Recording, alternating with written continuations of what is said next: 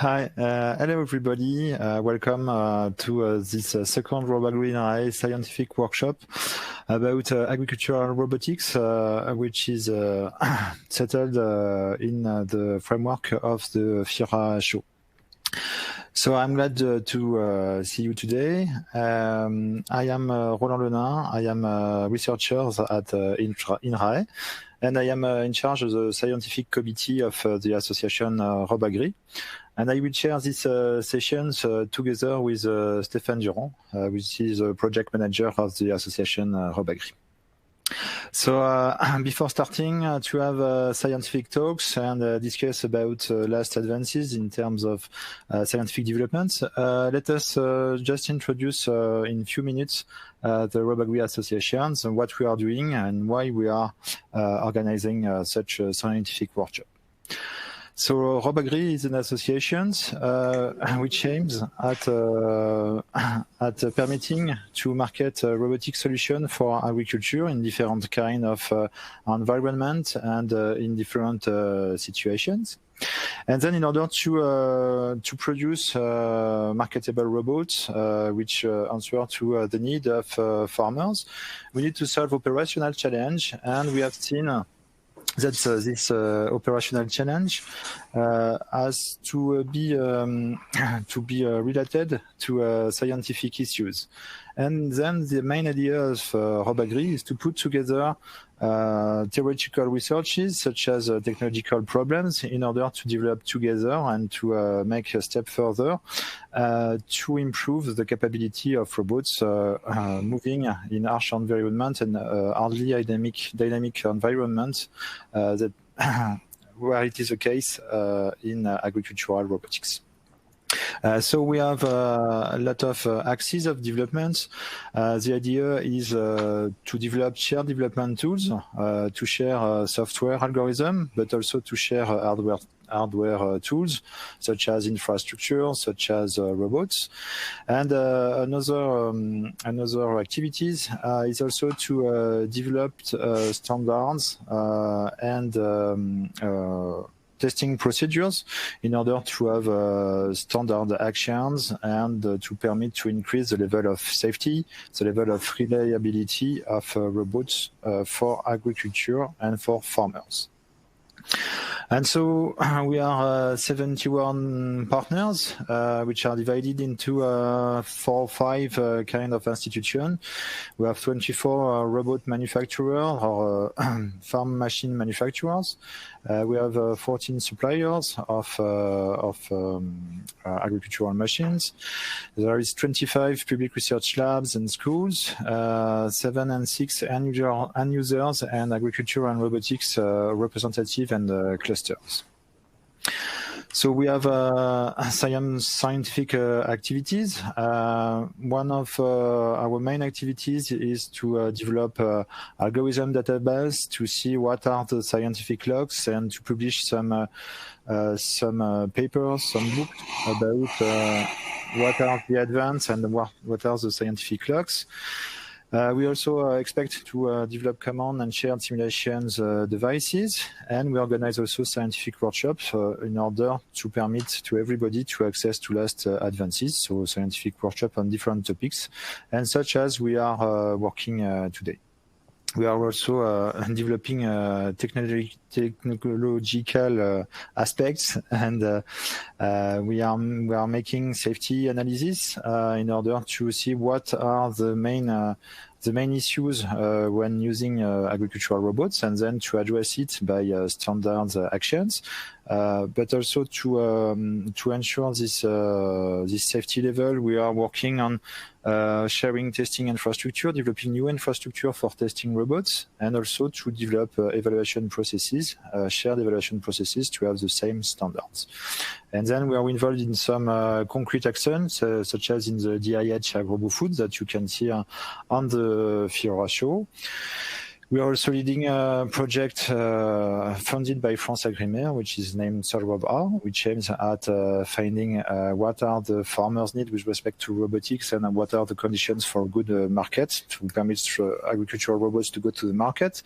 And we are also answering to to an open code from ANR, which is a French research agency, in order to have shared robots and shared infrastructure in order to develop common research plan inside a network of public laboratories. And you can see on this slide the main 15 robotics laboratories in France which are involved in Robagri and in this kind of project.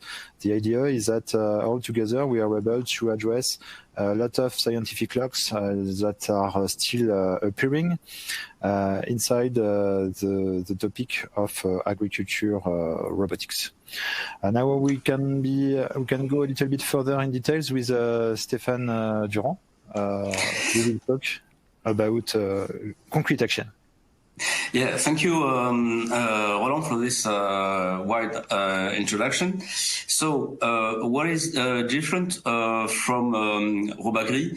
As Roland told you, it is because we've got a great variety of actors. We can address many topics, and in fact, we've got 5 axes. The first one, and the most important one for industrials and the machinery sector, is having norms, is to settle norms for safety. The second one is technology transfer from research to industry. The third one is being able to see which are the farmers' needs, and also working on social acceptance by the public and the citizens. The fourth one is testing and assessing machines' performances. And the fifth one is a real important one, is representing the sector among authorities. And I want to thank you, the Ministry of Agriculture, Mr. de Normandie, that did quote Robagri and INRAE on Tuesday during his speech at FARA.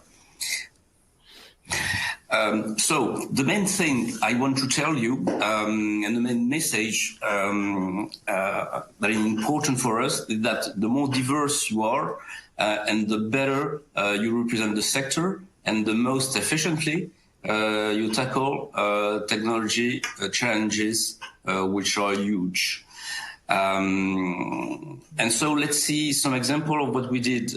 We had a reflection, and we wrote common guidelines for risk analysis that we share for our members. We did it with French lab LNE, Laboratoire National de Métrologie. We also work on machinery directive and ISO norms with AXEMA, and in relation with SEMA at the European level. We are part of a group on the safety of autonomous machines. We also made a proposal for the farmers to be able to cross, in fact, to test the crossing of small roads in the fields, on rural roads, and to do so we would be mostly in manual mode in these areas. So we are talking with the government about this, and we made also farmers interviews to see which are the needs of the farmers, I told you. And also last May we made 10 proposal to the French state in order to boost the agricultural robotics sector, and this is in order to develop in a common way the sector. Let's talk about our next challenges. We'll have some group about cybersecurity, also about future needs and future way of growing of farmers, because with the huge climate change we're getting, robots are an answer, but just a part of an answer. So we have to have a wide point of view on this. Also, we should work about, we may work about GNSS positioning, and as Roland told you, ROS software, and also algorithm database. And so I'm going to wish you a good scientific workshop, and invite you after the workshop to join us in our stands, and you'll be able to meet one of our board members and also members of the association. Thanks to them. You will meet Jean-Michel Lebars, which is president of Robagri Association and a member of Kuhn company, machinery company. Also Xavier Rebout, which is a vice president for Robagri, INRAE. And I want to thank you also INRAE for its support, strong support, since the association was launched 3 years ago. Also from cooperative, François Carpentier is vice president, and Dominique Bache from Vitibot is Robagri's treasurer. And myself. So have a good forum, and thank you. Thank you very much, Stéphane. And do not hesitate to go on the Robagri booth or INRAE booth in order to see all the summaries of the proposed talk that have been done in the 2 first sessions, and that will be presented in the third sessions. So we are at the last day of FIRAS, and now it's time to go to this last sessions about the INRAE Robagri scientific workshop about the implement automation and coordinations with robots for agriculture operations. And then our first talk today will be done by Arnaud Lelevé, who will talk about pesticide-free robotic control of crop pests. Sorry. So, Arnaud, you're welcome. Thank you very much. The title is a little complicated to tell in English, so sorry. So good afternoon, everybody. I will talk about the Green Shield project in this presentation. And it is a project that has been and is still currently performed by several partners, several laboratories that are located in Lyon and Besançon, and also a startup which is located in Paris, Green Shield Technologies. So just to set up the context, this project has been granted by the French Agency for Research. It has started in October 2017 and should end in September 2021. It was in the frame of the challenge, food safety and the demographic challenge. The main context for pest control, in fact, you know, I think that the detection of pests in the crop fields are performed for large areas by drones, and that detect the strength, the hydric stress, the biomass of the crops. From this information, it let us know if there are some pests, some disease in the crops. For the destruction, it is mainly performed by pesticides. As we can see on the picture on the right of the screen, it can be done by drones that can spray these pesticides. Now, we are there for that. We know that for 10 years, there have been 2 revolutions in the farming. The first one was the smart farming, with the introduction of computer science and networking to have new tools to help farmers in their crop in their production. And also more recently, robotic farming with the robots that are arriving in the fields. I would like to just put a focus on the spectral analysis technology or techniques that already has shown to produce very interesting results for our purposes. That is, for example, to detect infestation of plant products, or the sex of insects can be useful, or the age of mosquitoes also, and to characterize some species that are taken in picture or in video. So globally, in the research area, there have been some investigation on the detection and on the destruction techniques. For the detection, mainly it's performed by 3D cameras, computer-based classifications, deep learning. So it's a very recent algorithm and skills that we couldn't do 10 or 20 years ago because of the technology, the computer processing, which was not fast enough. But for the laser-based destruction of pests, there are very few works on this point. There are some little applications, but it's very prototypes, in fact.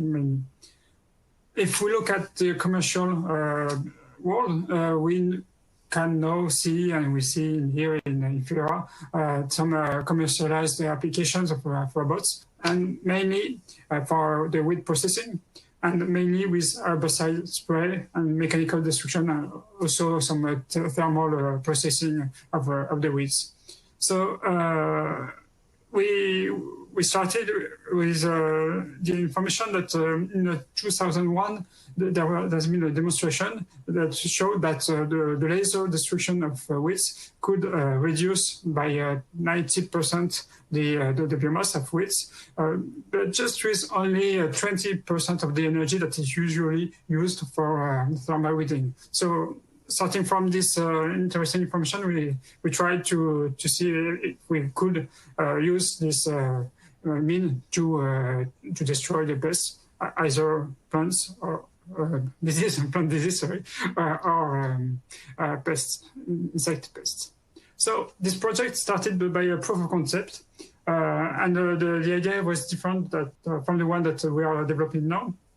The idea was to use like a cash, the cash in the supermarket with a laser that scans the space around the cashier to get some barcodes. Here, the idea was to get the spectral signature of a specific pest, and if we detect one, we shoot it with the laser at the same time, very fast.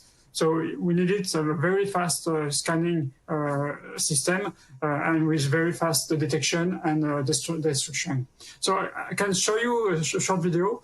Sorry for this video. There is no sound and I cannot talk during the video. So I will just explain to you what you will see.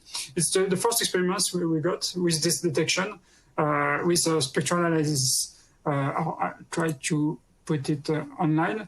I will not show you all the video, just the few first attempts to show you the first result we got at this time. Let's start.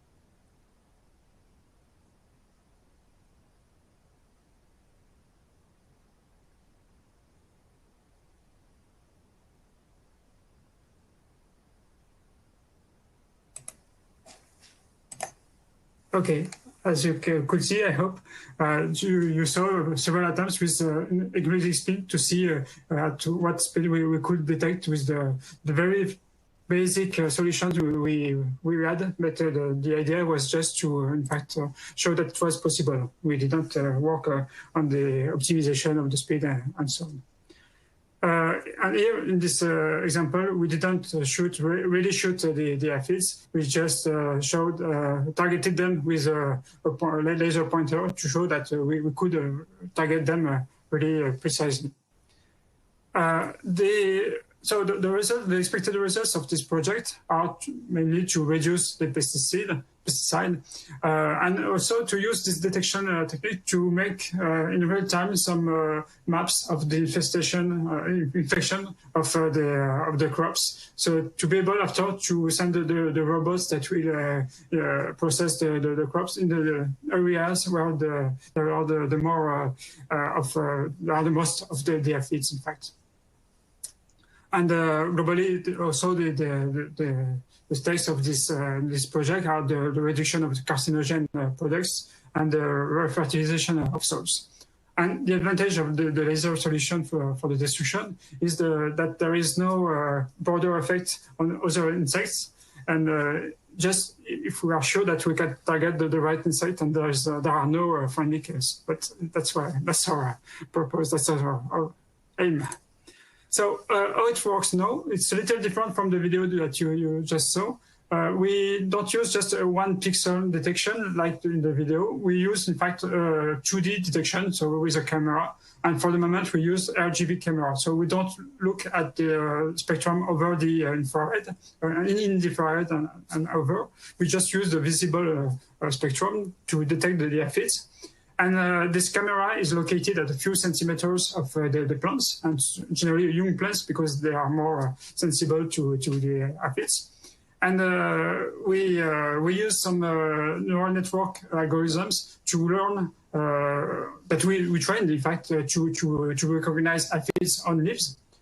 We did not train this neural network to detect them on the ground, and you will see in the video after that. It detects the aphids on the leaves, on the plants, but not on the ground. But we should now make this algorithm also to be able to detect on the aphids on the ground, because when we touch the plants, generally the aphids stay as they were dead and live sometimes on the floor also. So I can show you a small video to show you the results of the current algorithm. You will see the vision from the camera to the camera. That when the robot is in motion over the plants, and you will see in the small red squares where it detects the aphids. So I try to launch this video.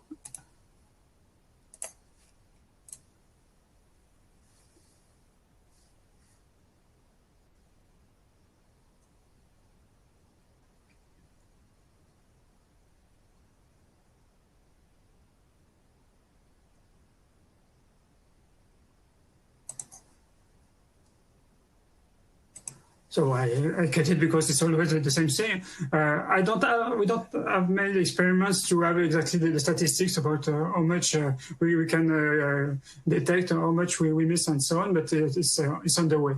But here we can see that we managed on the fly to detect several aphids, and the last phase, in fact, is to use the laser beam and to target them and to shoot them. So I will talk about that in the following of this presentation. The hardware that we use for the detection is off-the-shelf hardware. It's Zenmini camera. It's a GPU board from NVIDIA, Jetson TX2 to be precise. And it's very common hardware now that we can find everywhere. For the neutralization, we use a laser source and 2 macro mirrors that we can see on the picture on the right, in the bottom of the slide. And it's also off-the-shelf hardware that we can control very easily with the board, with the Jetson board. So the laser source just emits, and we can control the emission, the time of emission of the laser, not the power, it's a constant power, but we can trigger the laser at a second, at a given rate. And we can control the positioning, the ultra-fast positioning of the mirrors to orientate the laser. So to focus again on the detection, even if we have a solution for the moment which is just in the visible spectrum, we continue to learn about the hyperspectrum, in fact, of the information that we can get. And so we made a database of aphids with all the spectrum to be able to recognize them when we will have a solution that will not be just RGB, but also with higher spectrum. We also managed to detect mildew, and what is interesting is that we managed to detect it before it is visible by a human eye. So it has a very good interest for after the processing, because we get 1 day of advance compared to the visible eye. Even more 1 day. I don't remember exactly, but at least 1 day. About the naturalization, we studied several sources, laser sources, kind of lasers, technologies, powers, colors of the laser. And finally, we chose solid-state lasers with a power of 10 watts, with a color, a power of 10 watts and a color of blue or green, and they both are efficient. And this kind of lasers are interesting because they just weigh a few kilograms and just cost a few thousand of euros. So for laser, it's not it's cheap, in fact. The problem that we had with the first solution that I showed you in the video is that we needed a very powerful laser that we couldn't embed on the mobile robot. It was too powerful because we needed with the same amount of energy to have a very short pulse, and it was not possible here. This is why we changed our way to this new technique with 2D and less powerful laser, but that we can embed on the mobile robots. We also studied the minimum energy that we needed to kill the aphids. In fact, we don't kill them directly, but we looked at the way to kill them perhaps 1 day after. It's not so bad.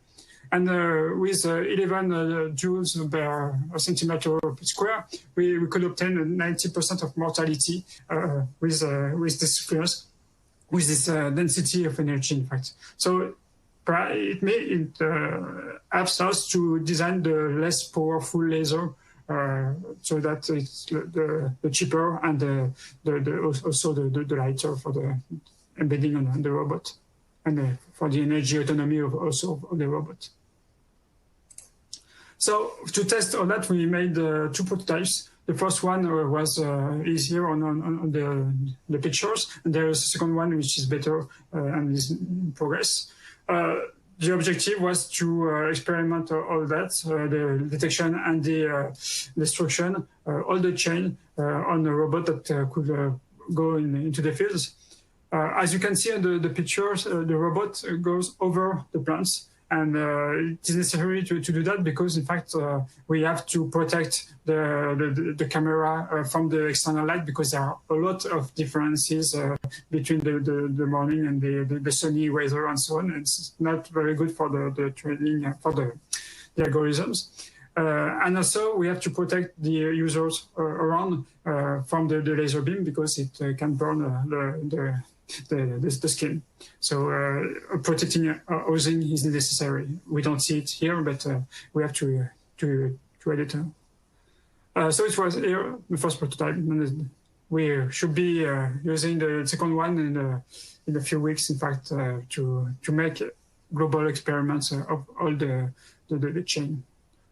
So to conclude on the advance of this project, why we didn't use off-the-shelf robot, farming robot? It's just because with the requirements of the optical part of the fact that the robot had to go over the plants, many requirements made that we couldn't find off-the-shelf robot that could be used like that. So that we just made ours that was very specific for the experiments. After, we know that if we want to use this kind of module, detection and destruction, we have to redesign it to be used on a tractor or on another robot, mobile robots.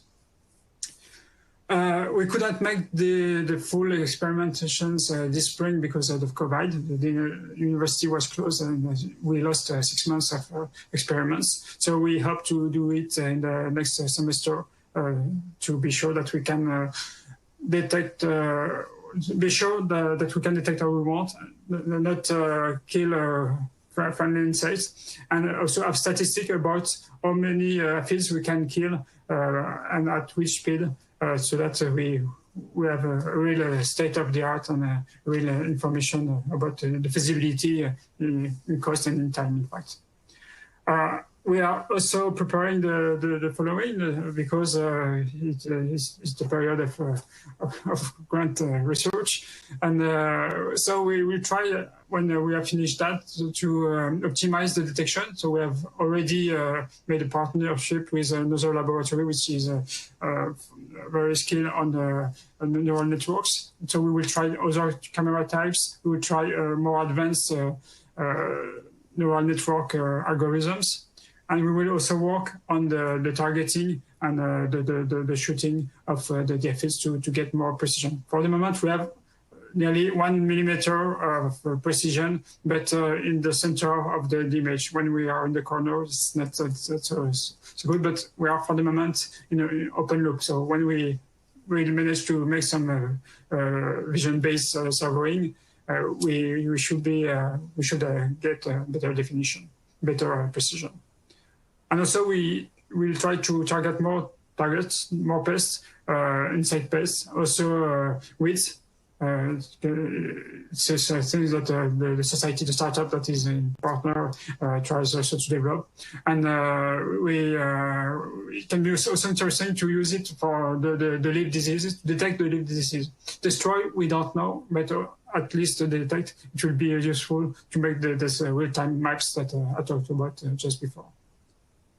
That's the end of this presentation. I hope you like this, and I encourage you to ask any question. Thank you very much for your attention. Thank you very much, Arnaud, for this interesting talk.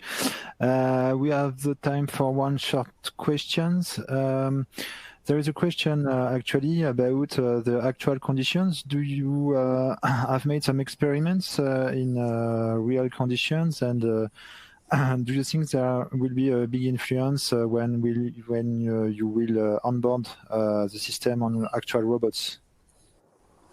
Sure. For the moment, it's a lab experiment. So the video that you saw, it was in our lab room. It was really planned, really ground, but it was with lightning that was not so good. So we could have even better results, I think. But in the next semester, we will take the robot and put it outside and see in real conditions what we can get, what results we can get. After, the fact that we put some covering over should make it less dependent to the lighting. So should not change so much thing, but it's experiments. I cannot say too much about it before making them. Okay, of course. So thank you very much. I forgot to mention that at the audience, you are welcome to ask any questions in the tab windows foreseen. You can still ask some questions to Arnaud, and he will be able to answer. And it's time now to switch to the second presentation of today, which will be made by Jean-Antoine Vessade. Welcome, Jean-Antoine. He's a bit innate, so I'm not sure he will be able to manage directly. Jean, you can hear me? Yeah, and you? Perfect. Yeah. Okay. So thank you very much, and we will listen to your presentation related to detection by imagery and wind control by using precision farming tools. Okay, thank you for this introduction. Okay. So hello everyone. So my name is Jean-Antoine Vessade. I work at AgroSubDijon, which is with a collaboration of CITIA and Thibaut Kozik. And I will talk about the approach of detection by imagery and treatment of weed by using precision farming tools. So, yeah, okay. So today the context of agriculture is marked by new consumer expectation regarding the reduction of phytosanitary products by EU laws like EcoPhyto. So the main question is how to meet this new requirement, and in this context, the emergence of new technology is useful and as well by imagery to treat only weed. This imagery analysis is then used by advanced robotics like the tractor of CITIA. Maybe you have seen a tractor in the morning.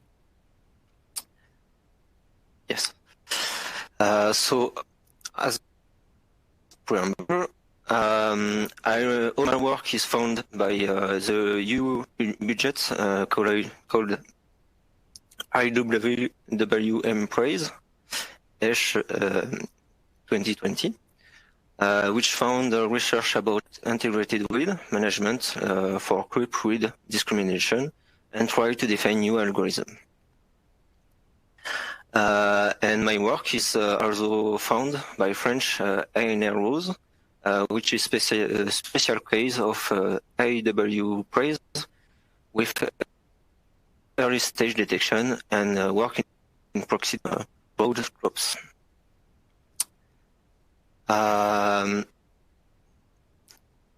Okay.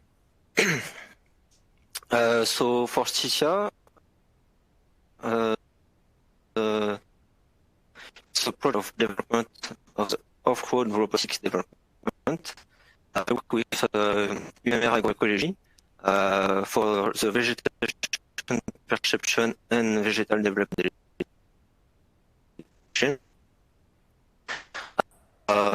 This is my main labs. I work also with ERSIM EasyGLEC navigation using machine learning and la chambre régionale of Bretagne and Pays de la Loire for the experimental field and agricultural consulting. This work impacts various fields in farming management, especially on four sectors, from the observation, like phenotyping, to the application in real time for weed management that we try to set with CITIA.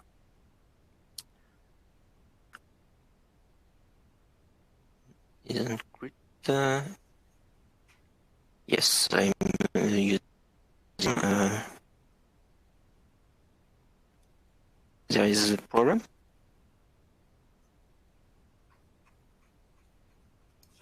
No, I'm sorry. It's just that there is some cutting when you are speaking.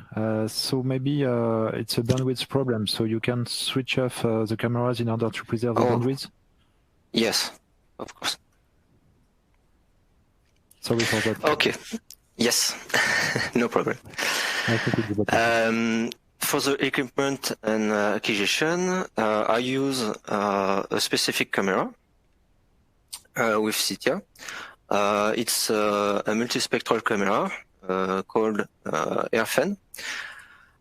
This camera has 6 different bands, and the choice of spectral bands is an important step. The first 3 spectral band is RGB-like. We have added 2 spectral bands in red edge, which is generally used for plant classification, and 1 for in near infrared, which is classically used for vegetation indices. These spectral bands have been defined by previous thesis in our labs. The thesis you can see in the bottom of Marine Lourgan. And for the large scale experimentation, yes.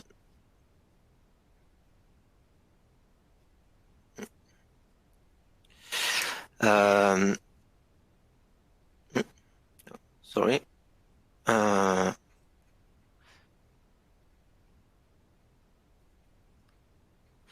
Okay.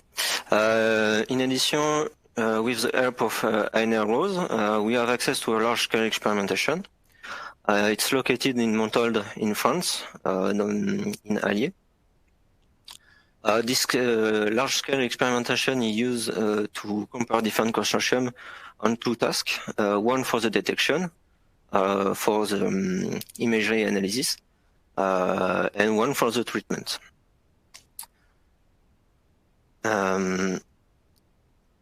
In the next, I will talk about general method used in wind detection with small focus on your approach, which is the first part of ANR-ROSE. So the standard the standard wind detection algorithm is generally decomposed in 5 steps. The first pre-processing steps correspond to image enhancement and try to rectify lens deformation or color rectification. Once it's done, corrected images are used to compute vegetation indices, which is useful to remove background. Performance is generally not exceed 68% of mean UV on bad weather. Then segmentation are used over the vegetation indices to detect connected components like plant or leaves. And generally, this is a bottleneck in the algorithm because it's hard to get stable entity. Surveys show that 87% of DICE score is in good weather, but it's unstable in other acquisition conditions. From this segmentation, various features are extracted from each connected component. And these features are then used for the classification. This is the standard approach, but today all these steps are generally replaced by a large CNN, which is hard to optimize and define. The network takes multispectral images in the input. The first universal function approximator are used on various standard vegetation indices on the upstream. It's the block UFAB that you can see on the upstream. And then various scales on the image are used to segment, extract properties, and classify pixels to crop, width, and background. It's hard to optimize because they need to make various loss function and the back propagations need to yes. So auxiliary loss function may need to be placed in the network, and the back propagation can sub-optimize due to various problem in the back propagation. Our approach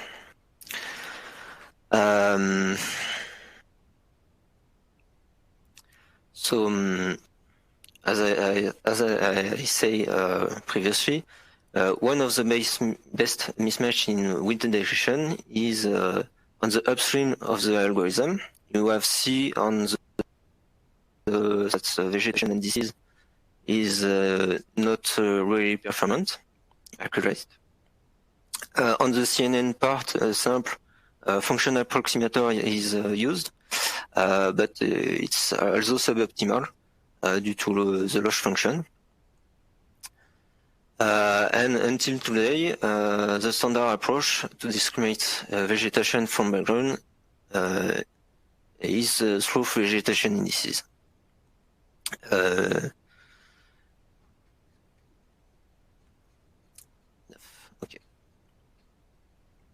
So our approach is to use a mix of standard decomposition, which is still relevant today, with CNN approach on specific steps. So the correction is the same, but for the segmentation, we can define 2 CNN with different respect. One specific for the soil and vegetation indices recomposition. We'll see the result in few slides. We learn this CNN with various weather, and one CNN for the large leaves extraction with the use of deep indices. For the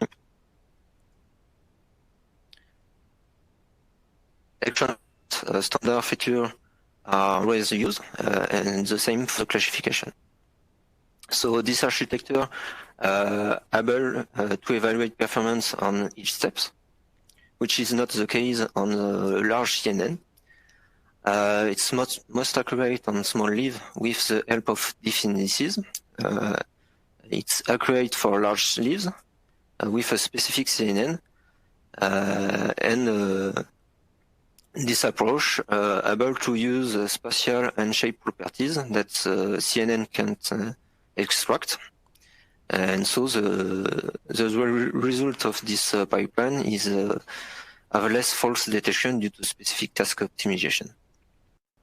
So for the vegetation indices, the standard approach is to select the best vegetation indices based on the correlation. So for example, it exists 89 indices for our specific camera. One approach is to optimize these indices. So basically it's a simple equation that uses a small number of spectral band inputs. And you can optimize coefficients in the equation with a genetic algorithm. This first approach can up the accuracy to 85%, but you can go further and define a new CNN to reconstruct the function, the mapping function, with all spectral band in the input to the vegetation indices. So you can see on the left the standard NDVI, which is usually used on standard approach or CNN, and on the left this is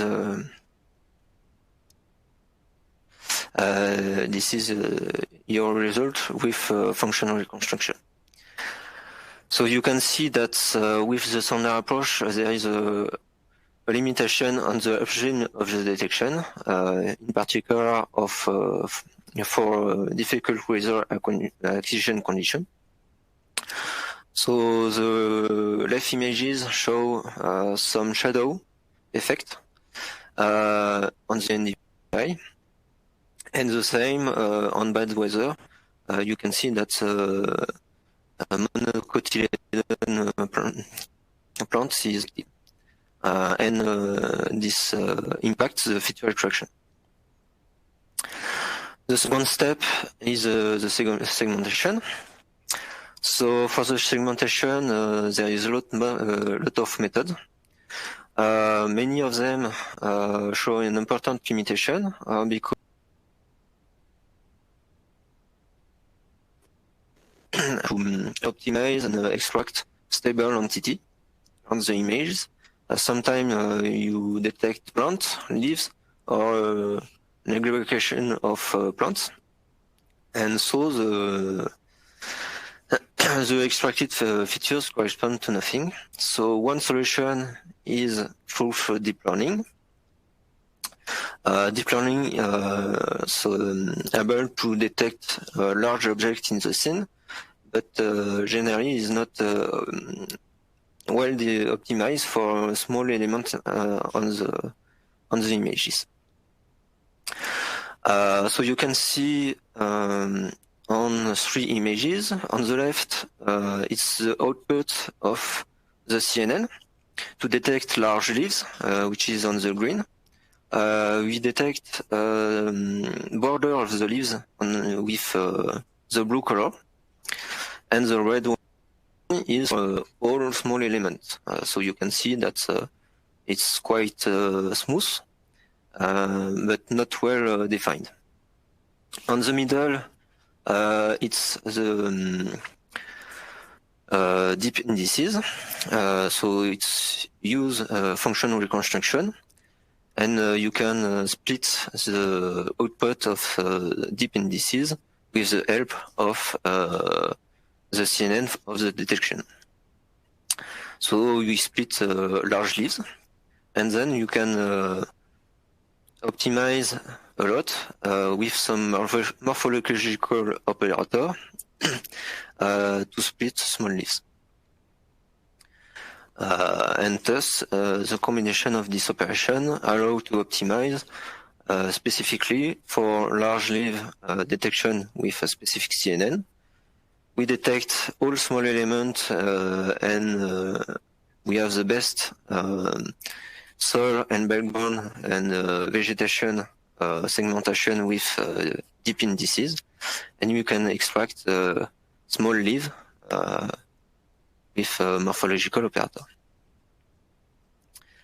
From each of this component, we extract features.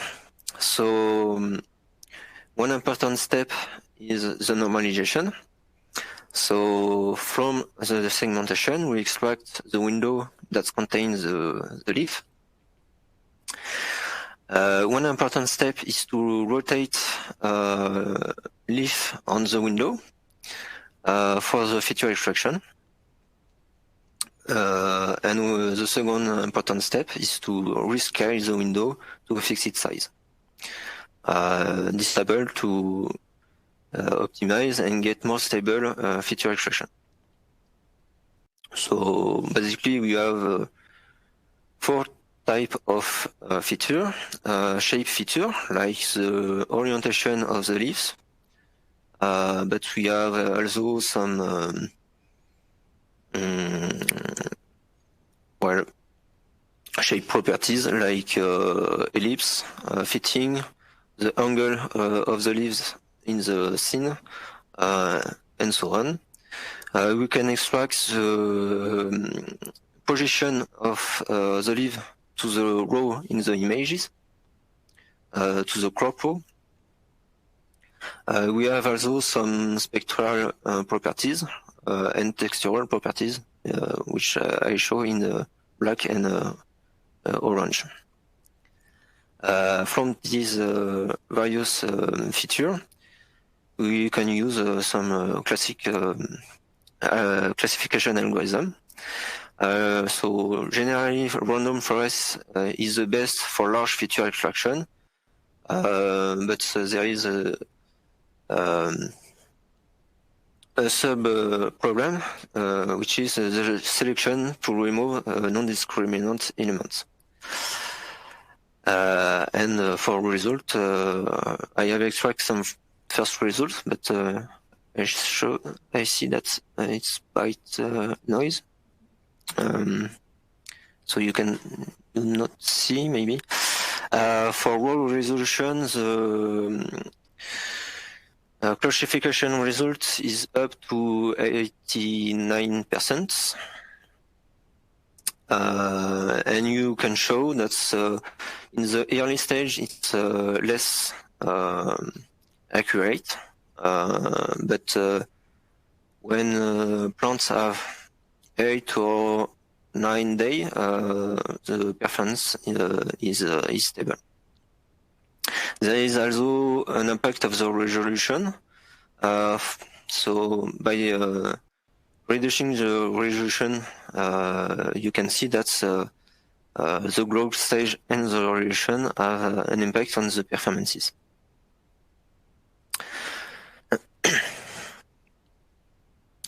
It says, at the end, the detection from the pipeline gives position of weed and crop in the image. With extrinsic calibration parameter, we are able to locate the objects in the camera in 3D space. With precise location of camera in the robot, we are able to locate those objects in the robot space. using information from robot navigation sensor and camera image overlap.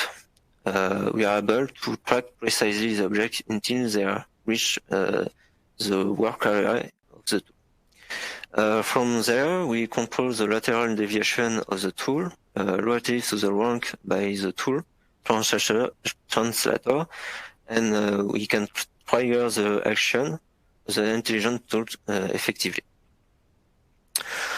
So this common architecture makes the robot able to track the width and rank with precision. The tractor robot is able to control various types of agricultural equipment, and rank tracking control of the translator with a standard 3-each point for precise tool centering. And for the width detection, we control of advanced tools for intra-row action on crop or width.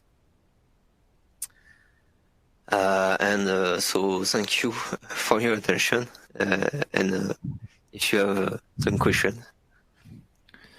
Yes, thank you very much, Jean-Antoine. Do not hesitate to ask questions in the Ask Question tabs in the audience. Maybe before switching from the last presentations, we can have a short questions. Do you use also this algorithm, so you use to detect leaves and so on? Do you use it to control also the robot's positions and the robot's velocity, steering angles, and so on? Oh, yes, but for this part, maybe you can ask for Thibaut Kozik. Yeah. For the tractor and all application in robotic, it's more able to respond on this part. But for all methods, I can... if you have a question regarding methods, I can respond. Okay, and then about the methods, how many times does it took to detect leaves? Less than 1 second. So it's compatible to, yeah? Yeah, maybe with asynchronous task, we can you can detect sleeve in 1 second, and with the depending to the speed of the robot, you can effectively use in real time. The pre-processing part took approximately 40 milliseconds. And vegetation indices segmentation is less than maybe 60 milliseconds. The huge part is feature extraction and classification. But I don't have a specific time right now. Okay, thank you. So it's compatible with the use in real time for moving the implements. I guess that we can have some videos of these applications on the CETIA booth at the FIRA. So thank you very much, Jean-Antoine. It's now time to switch. Perfect. It's now time to switch to the last presentation for this last sessions of the scientific workshops. And the last talk will be given by Guillaume Picard from INRAE about a multi-trajectory approach for generic coordinations between mobile robots and manipulators. So Guillaume, if you hear me, please go ahead. Yes, thank you, Roland. Welcome. Hello everyone, so I will present you our research works on mobile manipulator coordination in agriculture field. So firstly, I will introduce you some elements of context about agriculture. Today, this domain is facing many challenges to keep a strong productivity to feed a growing population, but at the same time, it must assuring durability of environment and improving social and working conditions of the farmer. Generally, this answers to these different concerns is named agroecology and promotes a new agriculture. And robotics can be a solution for it by many aspects. Indeed, solutions offered by robots are plentiful. For production, a lot of systems can work on different tasks autonomously in parallel. For environment, robots can accomplish precision works to limit uses of chemical products. And for working conditions, it can remove humans from dangerous situations like a spraying cloud. But today on the market, robots are frequently designed for a single task or just to realize a little set of tasks, and it is expensive for the farmers. And so for these reasons, it's hard to introduce it in the farming field. So to find a solution to these different challenges, it is necessary to have a flexible system to realize many different tasks and reduce the cost. To improve system flexibility, a first way is to associate different systems which possess various capacities. For example, a kind of such system is mobile manipulator, which is an association of a mobile base and a manipulator. Generally, a mobile manipulator is formed with a single arm, but it is possible to add more to improve its efficiency by parallelized manipulation tasks. So such robots have many interests. First, they can perform tasks require both mobilities and manipulation capacities. Second, due to their mobility, they have no limit on their workspace and can work in all the field. Moreover, high redundancy degree of such system allow it to perform many tasks at the same time. And finally, they can work in cooperation to perform other kind of tasks like carry heavy charge. And all these advantages lead this kind of robots to have a great flexibility face the task. Unfortunately, mobile manipulator control is a complicated challenge. Indeed, such control needs a coordination between the movement of each part of the system, and this leads to the question of how to model and control different robots to have a global coherent behavior. And moreover, it's important to optimize this coordination to realize multiple tasks at the same time and assuring system security. This leads to the question of the redundancy resolution for a high redundant degree system. And such coordination has been studied from a long time, and two important ways of coordination have been proposed in state of art. The first is the external couple coordination with a different model and control for each subsystem where coordination is made outside the control. And the other is the internal couple coordination with a single model and control for the whole system. And in this case, coordination is inside the control. Many research works have been done on this both coordination type, and some advantages and inconvenience have been expressed.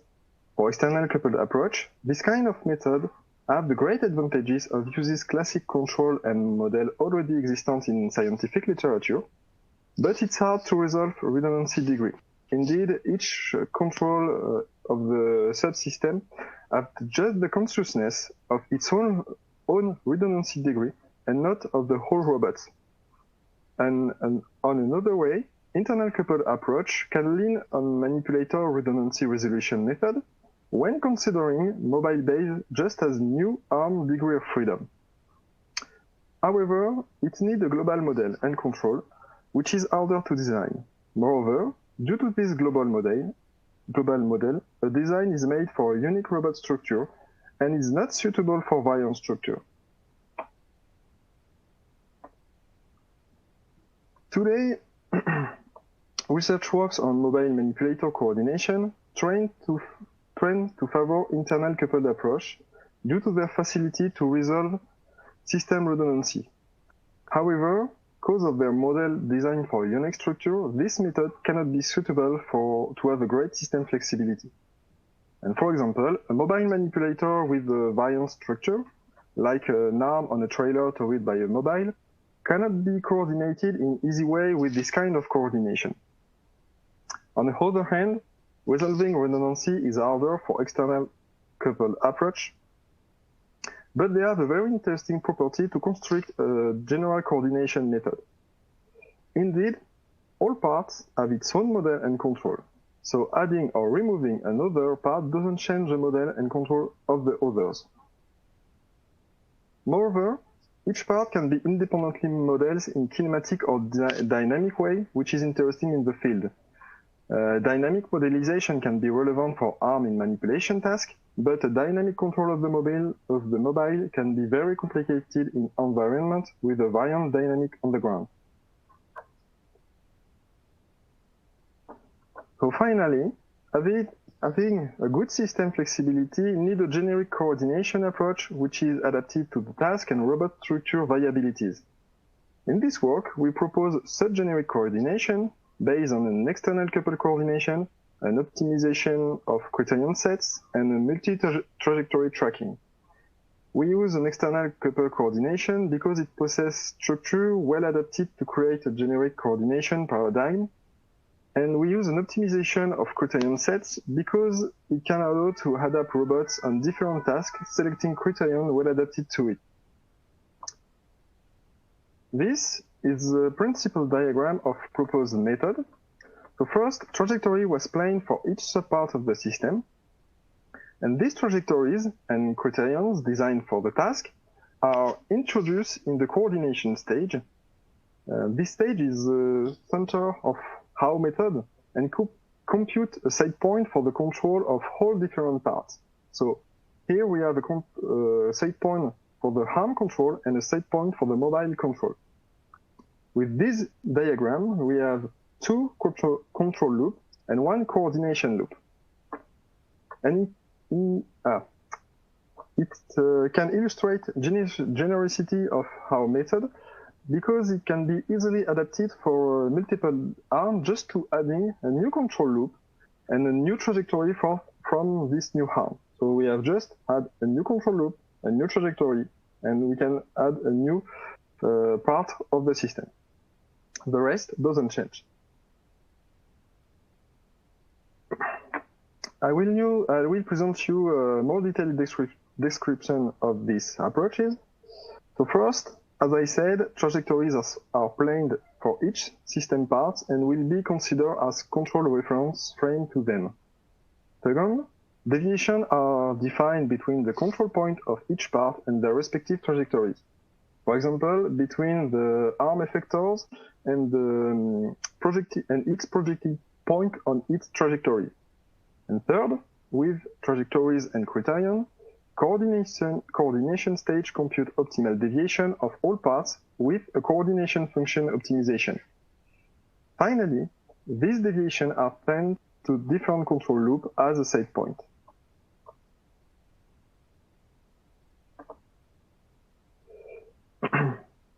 About model and control, as I said, they are already existing in literature. So for the mobile base, we use an extending modeling to take into account of the sliding effect of the field, and then base control is realized with a backstepping approach. And for the ARM, we use a classical kinematic modeling and state feedback control. However, an additional term is adding on the ARM model to take into account and compensate the mobile speed from a sensor measure.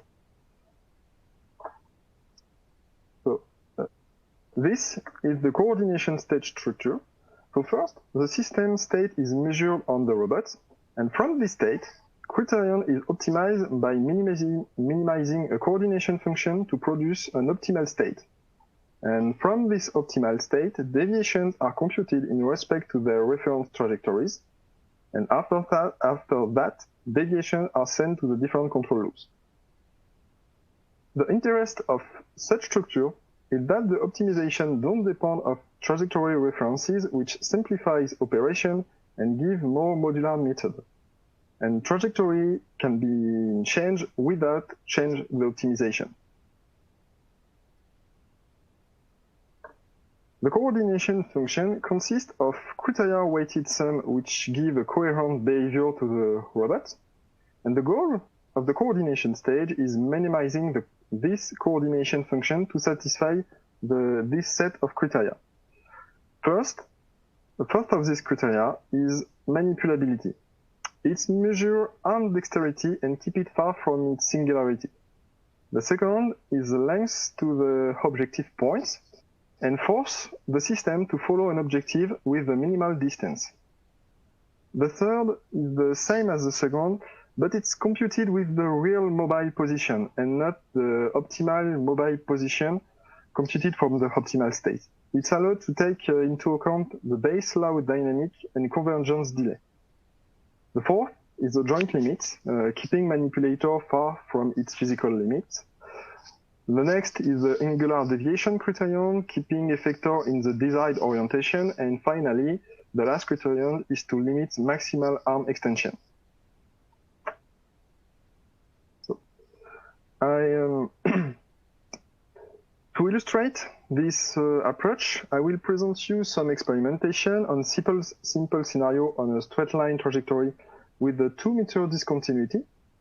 So an objective point PO move along this trajectory with a constant speed, and the task to the effector it must stay at the closest position to this objective while this system is keeping a safe configuration.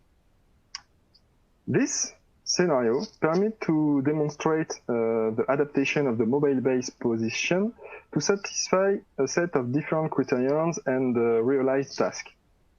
An example of application for this kind of scenario is precision spraying along vegetable rows with adaptation of the orientation of the sprayer. So, to illustrate the interest of the coordination approach, 2 experimentations are presented, so I will show you some video. The first one, without coordination, and deviations are constant with these difference values with fixed deviations.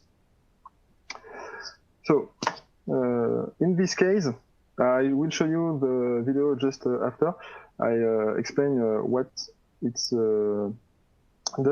In this case, when the discontinuity appears, the mobile stays at its fixed deviations, and the arm cannot reach the point after the discontinuity. So it falls in singularity. This is illustrated with the blue curve on this plot.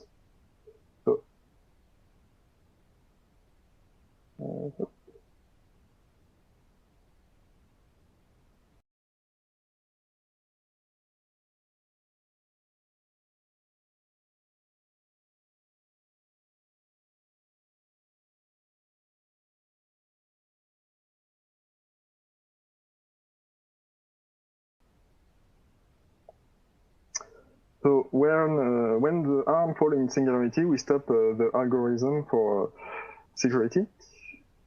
And the second experimentation is with the coordinated control. And in this case, when robots come to discontinuity, arm is stretching and manipulability measure decrease. But when it's too low, new mobile deviations are computed by the coordination stage and move the mobile base to increase this measure.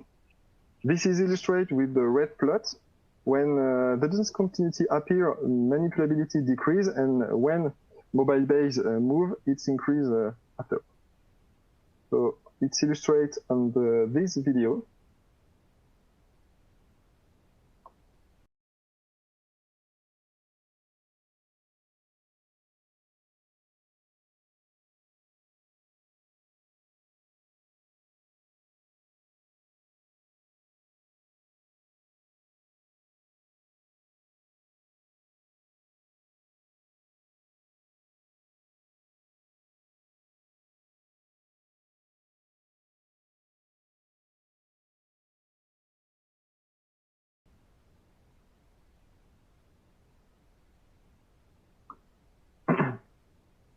So now in this plot, it's the system positioning during experimentation with the coordination. The red fill line is the arm reference trajectory, and the dashed red line is the real effector position. The filled green line is a mobile reference, and the dashed green line is its real position. We can constate a good following of the objective point along the effector trajectory, but there is a deviation inside the discontinuity. It is due to the low manipulability measure at this place caused by a delay of convergence delay of the mobile base. And there, the coordination stage is keeping the arm far from its singularity, even if it takes effector away from its objective point. On the other plot, we can see the speed of the mobile base, which is reduced to permit of the arm to follow its objective when the discontinuity appears. These different plots present desired and real deviation of the system. So a filled line is a desired deviation and dashed line is a current deviation, which is sent to the different control of the robot. So 6 deviation for the arm and 2 for the mobile. And here we can constate a good regulation of different control loops with a good convergence of real to desired deviations. However, in the discontinuity, the mobile lateral deviation has a delay to converge, and this is caused by its low dynamic and its inability to move on its side instantly.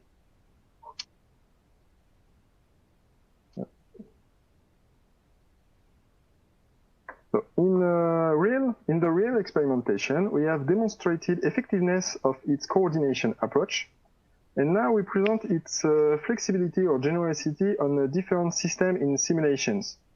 First, with the single-arm mobile manipulator and 4-wheel steering base. With this type of base, we can add a new deviation to control orientation of the mobile because it possesses 1 extra maneuverability degree due to its steering capacities. And with this configuration of mobile manipulator for the same scenario, the method efficiency is the same when the effector follows its objective.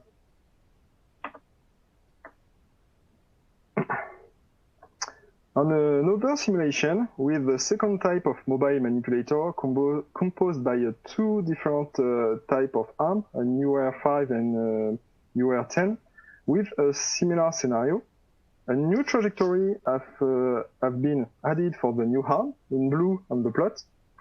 And in this configuration, 2 arms follow their respective trajectories, and the mobile adapts its position to maintain manipulability of both arms. It's the plot on the left with the 2 manipulability of the arm rest in the height value during the simulation. So in conclusion, we have proposed a generic paradigm for mobile manipulator coordination, which is based on external coupled approach, criteria optimization, and multi-trajectory tracking. And its efficiency has been demonstrated on real experimentation with the single-arm skid steering mobile manipulator, and its generosity has been demonstrated on the simulation with 2 different kinds of mobile manipulator. And for the further work, we want to implement this approach in a practical application of spraying along a vegetable row. Moreover, we want to add a predictive component into the optimization because it can increase the system performance, especially on difficult places like discontinuity. Also, a development of new criterions can be necessary to avoid obstacles and keeping a good system stability. Finally, an extension of this approach is in development to compensate field irregularities and consider ground dynamic to increase precision of the robots on the field. Now, I will leave you with the perspective that this kind of approach could also be used on multi-mobile mobile manipulator, and also to coordinate several mobile manipulators by considering flexible and not rigid links between each system parts. So thank you for your attention, and I am at your disposal if you have any questions. Well, thank you very much, Guillaume. So do not hesitate to ask a question in the Q&A tabs. also in the forum, but it's better in the Q&A tabs. So Guillaume, we'll see that you have a generic approaches. You have tested with different kind of robots with several arms in simulations. You expect to extend to several robots, but can you also extend the number of criterion you use in the optimizations? Yes, it's possible. It's one objective of this approach. We use a coordination function and we can put all the criterions for a design task. So if we have a task to realize, which it is related to some criterions, and if we want to change the task, we can use another kind of criterions. And does it take much more time? Because I think that your optimization may take a while, no? Yes, it's a problem. When in function of the expression of the criterion and its complexity, optimization can be take a long while. So it's another aspect that we want to work to increase this method. Okay, and for the moment, we have seen in the experiment and the videos you showed that the arm is positioning himself with respect to a trajectory. How does you record this trajectory? Do you have a sensor in order to see the vegetation, such as we have seen with Jean-Antoine, or it's just by GPS? For now, it's just a trajectory recorded by GPS, and it's for the further when we want to implement a practical application of spraying, we want to use a camera and a LiDAR to guide robots along the row of vegetation. Okay, thank you very much. If there is no question in the Q&A tab, we will be able to conclude this last scientific sessions. I hope that you had an interesting. I hope that you have found this workshop was interesting. I would like to thank all the speakers for their nice talks. And I would like also to thank the FIRA to welcome us in parallel of the regular sessions of FIRA in order to have some scientific talks. And I would like to thank also the audience for his kind attention. You remember that you can find all the summaries of the talks of the 3 sessions directly in the Robagri booth and the INRAE booth. If you want to go further with our speakers, I think there will be also they will stay on the FIRA up to this evening. So do not hesitate to find them by the search people button. And do not hesitate to ask some more questions to them or to discuss directly with them if you want to go further.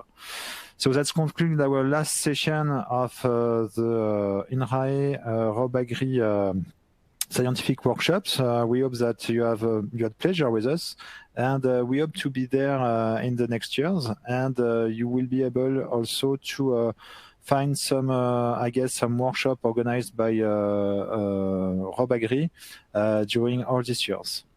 So I thank you again for your attention, and see you later on the FIRA.